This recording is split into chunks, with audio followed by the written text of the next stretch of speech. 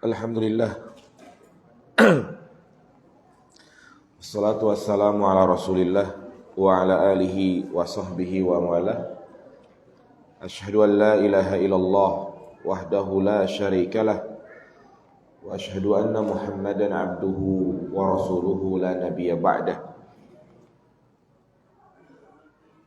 Sanian, di antara keutamaan silaturahim, silatul arham sababun litulil umr wan najati min maitatis su.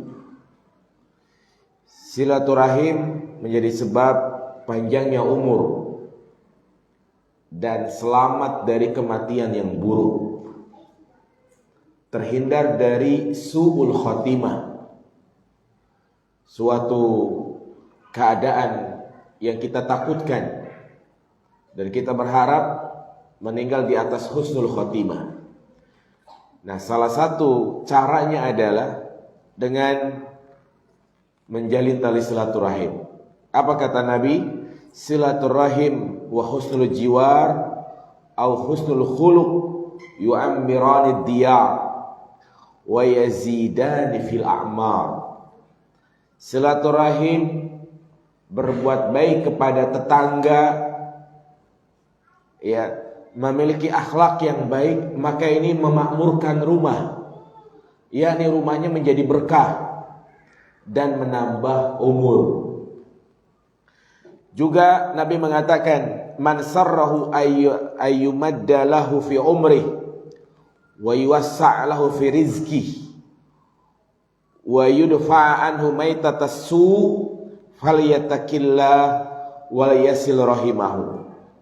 Barang siapa yang ingin dipanjangkan umurnya, diluaskan rizkinya, terhindar dari mati dalam keadaan buruk, maka bertakwalah kepada Allah dan menjalin tali silaturahim.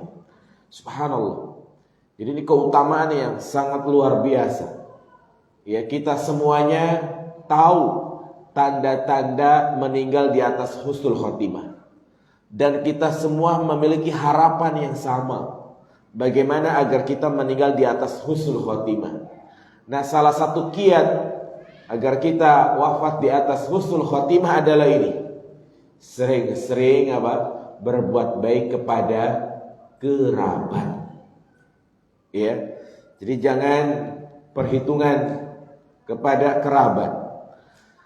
Kemudian juga di antara keistimewaan lainnya, bahwa silaturahim menjadi sebab mendapatkan pertolongan Allah.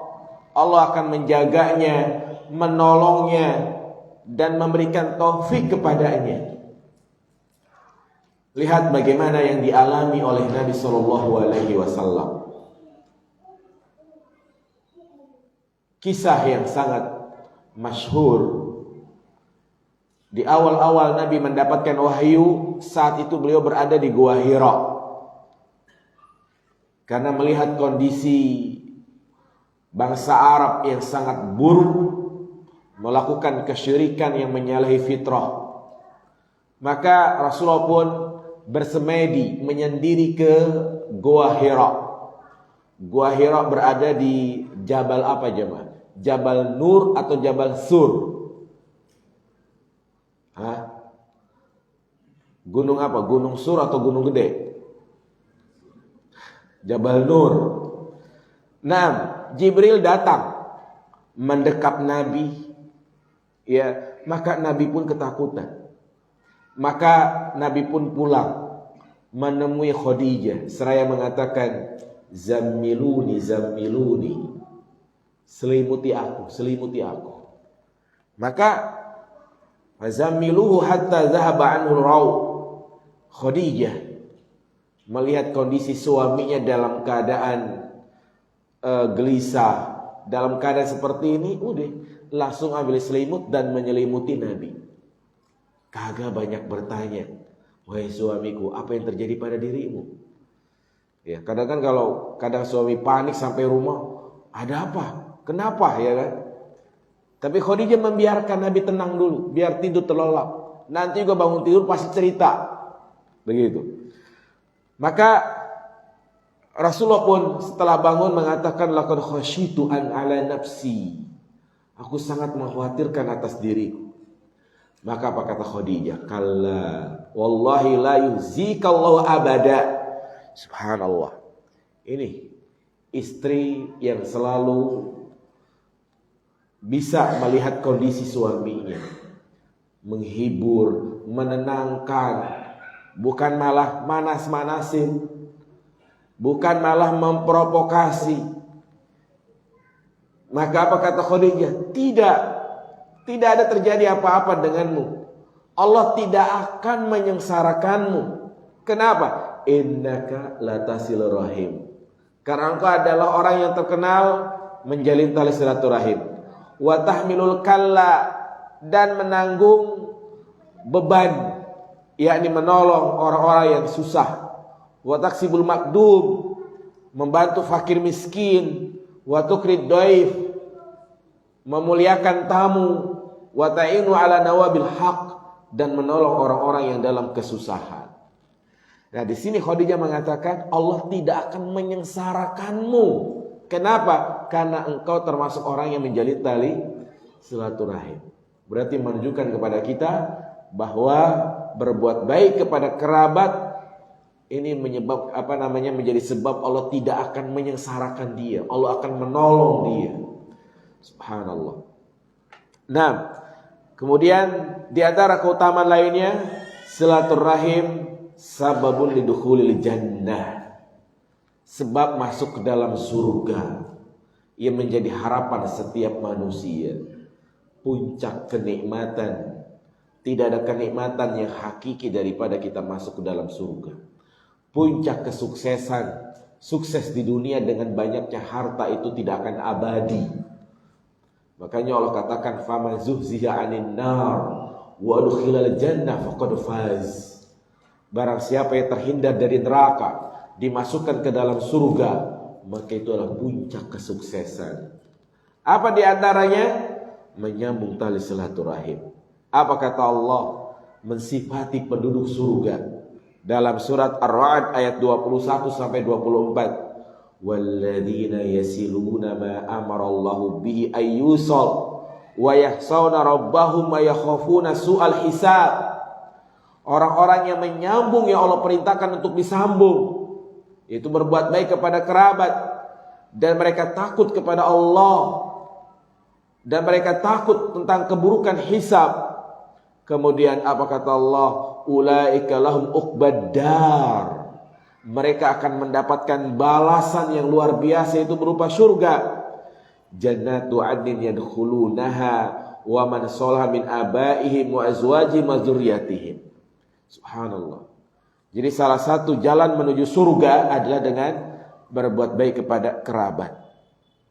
6. Kemudian Abu Hurairah bertanya, "Ya Rasulullah, ambi'ni an amrin idza amiltu bihi dakhaltul jannah."